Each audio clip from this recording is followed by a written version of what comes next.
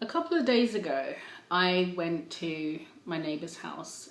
I borrowed something from her and I went to give it back. And she wasn't here at the weekend when I dropped my daughter off at uni. She was in hospital at the time, and she said, "Oh, I heard that you dropped your daughter off at uni." So I said, "Yeah, I did." And I was telling her, how emotional it was and how I was crying and everything and how it was really hard. And she said to me, "What's she studying?" And I said, she's studying psychology and counselling because she wants to be a child psychotherapist. And she said, "What about the other child, your youngest daughter?" And I said, she's doing her A-levels. She's just started her A-levels. She wants to be a behavioural psychologist." And she's looked at me for a minute and she just went, "Do you know something? You've done really well." And I said, "Oh, thanks," because I don't do praise. I don't really handle praise well. Childhood issues. And she said, "No, seriously," she said, "You've done really, really well." She said, "Considering that you raised those girls on your own with mental health issues, you've done really, really well." And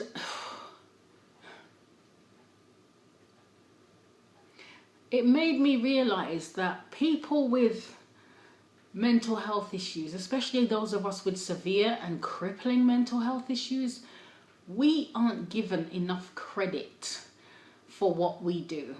Okay, I feel uncomfortable saying that. You aren't given enough credit for what you do. The only time you really hear about, a parent with mental health issues is in a negative light on the news, where they've battered their child or they've killed their child or they stabbed their husband or they've gone in the street and stabbed somebody or shot somebody, or that's the only time you hear about parents or people with mental health issues. When they do something good, something positive, you don't hear about that. You don't see that in the news. You don't see it in the newspapers because it's not newsworthy. People don't want to hear about anything positive. They want to hear that that black woman with mental health issues killed her kids in the middle of the night, set the house on fire, stabbed her husband to death. This is what makes the news. And I thought to myself, wow, she really has.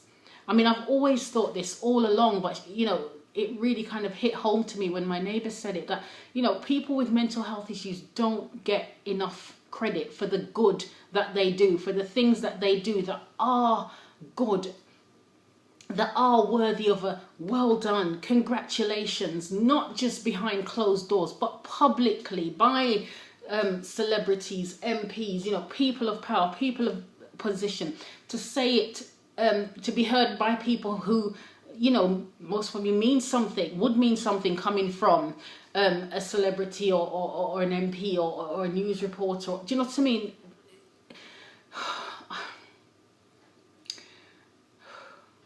When I think of the past 19 years and how many times I personally came this close to killing my children. When I say that, I don't mean, sometimes your kids are naughty, but I'm going to kill that child. Or you just give them a little smack or a little tap, or, you shout at them, or you think, oh, I want to kill that child, just getting on my nerves. I'm not talking about that. I'm talking about times where I physically stood over my children in the middle of the night when they were sleeping with a pillow in my hand, wanting to suffocate them, because my mental health at that point was so bad that I felt that not only could I not be here anymore, not only did I not want to be here anymore, but I didn't want to leave them to have to deal with the aftermath and pick up the pieces of a mother who killed herself, and having to deal with the whispers and so-and-so's mum who killed herself, or that's her mother who went and hung herself, or slit her wrist or slit her throat. No.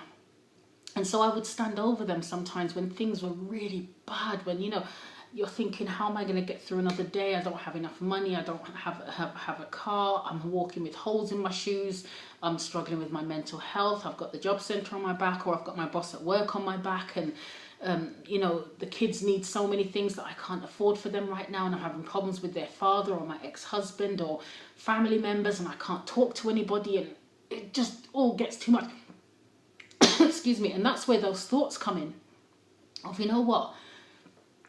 If you were a better person, if you were a better human being, if you were a better parent, if you were a bit normal like the Joneses across the road who seem to have a perfect family, you wouldn't be in this predicament. You'd be able to cope a lot better than you actually are. So yeah, you shouldn't be here. Why not kill yourself? Why not take the kids? Or those days when, because as black people, we don't tend to smack our children, we tend to batter our children. You know, when you're going to hit the child, you pick up whatever's close. I never did this with my kids, by the way. You pick up whatever's close at hand, a hoover, a pot, a pan, plate, broom, wire, stick, and batter the child with it. Having to fight against, you know, those thoughts, never breaking your child's arm, busting your child's head open, all these things that I had done to me in my childhood. Having to fight against those thoughts, those feelings, those urges for 19 years because a voice in your head is telling you, that's normal, that was done to you and you survived, so do it to the child. Or wanting to do it because you feel like, well, why shouldn't my child experience pain? I did. It's not fair. There's almost a jealousy that the child is not going to feel the pain that you felt in your childhood. But nobody ever thanks you or says, well done. You know, you never hear in the newspaper, oh, mother with mental health issues child gets into first choice university. Mother with mental health issues child has just done their Duke of Edinburgh, has just done their NCS, has just done their, has just got into college, has just got this apprenticeship. You never hear about that because that's not newsworthy. But I want to take this time, I want to take this next minute to say to those of you parents, especially those of you single parents, especially single parents who've had to raise a child or children on your own while holding down your mental health issues, especially in a black family where you can't talk about it because it's taboo. And we don't talk about black mental health issues because black mental health issues doesn't exist. There's no such thing. I want to tell you, well done. You did it. It wasn't easy. It was hard and it nearly killed you. And there were times when it did kill you. There are many ways for somebody to die. It did kill you mentally, emotionally, psychologically, but you did it. You came back and you kept going and you've got the child to the stage where you want them to be at without killing them with words, telling them they're stupid, thick, pathetic, worthless, useless, good for nothing, without killing them with physical beatings, mental, emotional, psychological beatings. You did it. And it cost you and it hurt and it might feel like, yes, it was worth it. And for some of us, it will feel like, no, dear God, the price was too great and it wasn't worth it. But I want to say to those of you who might never hear this on the news or might never see this in a newspaper or never hear it from some celebrity or, you know, someone famous or an MP, well done. Well done. You did it.